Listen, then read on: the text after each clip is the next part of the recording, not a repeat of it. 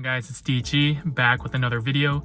Today I have a special review on these bad boys right here, the LeBron Next Gens I Promise colorway. So let's get right into it. I'm gonna start out with the box really quickly just for transparency on what this thing looks like and what it comes in. So y'all see right here, this is different from the LeBron 20 box. The LeBron 20 box is much more premium than the Next Gens, but you see here that this has a design on the front. It just says Next, has Next over here as well. It's a pretty standard box. It also comes with a card just like the LeBron 20 that outlines the technology in the shoe as well, which we will also go over. And here are the shoes right here. When I first saw this I Promise colorway, this was a must cop. I like loud shoes, I like monochromatic shoes, I like shoes with a primary base color. They just go crazy. So before I go into the shoe, I actually switched the laces so that the laces matched the upper of the shoe. The reason why I mentioned that is because if you buy these, they actually come mismatched in terms of the lacing. So basically the blue is on the orange shoe and the orange laces are on the blue shoe. And I thought this looked way cleaner in my opinion, so that each shoe stood alone by itself. And it's like a true mismatch in my opinion that these are kind of individualistic in this way. So I switched the laces.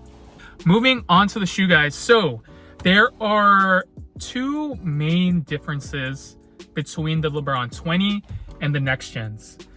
The first difference is that the lacing is better in this shoe. Okay, that's just my opinion from a try-on perspective, and from just walking with these in my room, like I can tell that the lockdown and the lacing system just is better in this shoe in the Next Gens in comparison to the 20s, in my opinion so far. I have not played in these yet. I will. These are the next shoe I'll be performance testing next to the Zoom Freak 4s.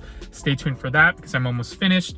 But the reason why I say the lacing is better is because this shoe has one extra eyelet in comparison to the LeBron 20. Now, if you guys pay attention to LeBron and what he's wearing on court in the NBA this season, his PEs of the 20s actually have an extra eyelet that is extremely similar to this shoe, the Next Gens right here. So what that tells us is that the LeBron 20 to LeBron actually had heel slip issues and lockdown issues. So he basically told Nike to give him another eyelet so he was able to lock down the laces a bit more. Now, with these, you don't have that issue because they already come with the extra eyelet, whereas the 20s don't. And so that is a big improvement from the Next Gens from the 20s to the Next Gens, is the increased lockdown due to the lacing, and basically you have an extra eyelet right here, is a little bit higher than the LeBron 20s. They also feel a bit bulkier on feet. They're not as low profile in my opinion, and that plays into the next difference. And so that was the first difference, the lockdown and basically the extra eyelet and the lacing. The second difference is the upper and the materials, obviously. So the Next Gens are a budget version of the LeBron 20. The LeBron 20 retails at $200, whereas the Next Gens retail at $160. Now, when I say budget, that is all relative, right? Because the KD15s are a signature shoe, signature model, but the retail on that is $150. And so basically they're making LeBron, and they have made LeBron the premium of premium athletes. So even his budget model costs more than other signature shoes. So just understand that, like, budget, when I say budget, it's a relative to other models and price points. Materials feature an engineered mesh and this like synthetic suede, which actually feels pretty cool. This kind of reminds me of old signature basketball shoes. Not old, but semi-old, like the KD12, where it had that ripstop upper, I believe. And so this shoe gives off like a basic non-premium vibe, if you guys get what I'm saying. Like, this is not going to be a Flyknit, clearly. Like the LeBron 20, it's not going to be the most premium materials, clearly, obviously. But that doesn't mean anything, because in terms of performance, this will get the job done. Now, lastly, the other difference is kind of the traction pattern. I know I said two differences, but this is the third one.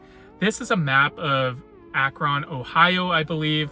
And so This traction pattern is different than the LeBron 20, obviously, but like it seems super tacky. It's gonna squeak really loud, and it looks obviously multi-directional. For the differences between the LeBron 20 and the next gens, it's really mostly about the lacing, in my opinion, and how the shoe fits and feels higher than the 20s. So if you want like a low-key, a mid-top shoe with better lacing and support, the laces are also much longer on this shoe.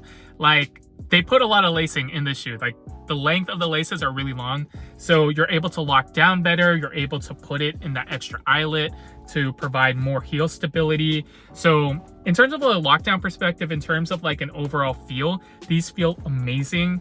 Now, moving on to the cushion. So the cushion is pretty much the same as the LeBron 20. You got a heel zoom unit as well as a 4-foot zoom turbo unit. And these feel just like the LeBron 20, in my opinion. Like, I don't know. I can't really tell the difference, obviously, because I haven't played in them. But from first impressions, these literally feel exactly the same in terms of a cushion setup in comparison to the LeBron 20s. The only kind of like big thing that I'll repeat again is basically how this feels on foot from a try-on perspective. So far, it just feels a little bit more bulky, obviously, because there's more material on this shoe. It sits a little bit higher, and the lockdown is just better. Like, the lockdown is better. I don't want to say that the LeBron 20 has bad lockdown, because it doesn't. I don't get heel slippage in that shoe. But these just like, these feel like I'm locked into a high top shoe. And I don't know how to describe that feeling more, but after playing in like a lot of shoes, like these low-key feel like I'm locked in, like sucked in. Like the LeBron 20 feels like that, obviously. I don't really get heel slippage in that, but it just sits super low. It's a very low shoe. The LeBron 20 is just a super low shoe, and I feel like these sit just a little bit higher, so it gives me a little bit better lockdown. In terms of the colorway, guys, like this colorway goes crazy. It is a kid's kind of colorway-ish. Like, this does look like a kid's colorway, especially because the shades of blue and orange are extremely bright, and they're not the traditional orange and blue that, like, I guess adults would like. However, this inspiration right here is for I Promise School. So school means that there are students, and students mean that they are young. So this is a shoe made for the students at I Promise School that LeBron created. So like, these are for the kids, and I can't be mad at that. Like, this colorway goes crazy. I like loud colorways, and the performance seems like really, really good. And I can't wait to play in these. I cannot wait to play in these. In terms of fit, these fit true to size. It does feel a little bit snug, especially with the like increased lockdown. Like, it really feels like it's hugging your foot, but it's like a really good snug. And with the engineered mesh upper, like, it's not gonna expand, I don't think, but it's gonna feel like a sock, kind of, in my opinion. I went with my true to size, and some LeBron 20s fit shorter than these, in my opinion. I think the LeBron 20s is a whole separate topic, but the LeBron 20s, like, the colorways change and like sizing a little bit. Like, sometimes I'm a 10.5, sometimes an 11. Like, it's really weird with the LeBron 20s. Like, the South Beast colorway fits way bigger than the Debut and Trinity colorways. Like, I don't understand. Maybe it's because it had like a suede upper and the other ones had a Flyknit. But anyways, go true to size with these. I think even for wide footers, you should be okay going true to size. And if not, if you can, try them on in person, because these, I did see these at my local Foot Locker yesterday. So overall, y'all, those are the differences. Those are the key things you need to know about the LeBron 20 next gens. These feel amazing so far. Like, I love the increased lockdown. I love how they kept the cushion setup.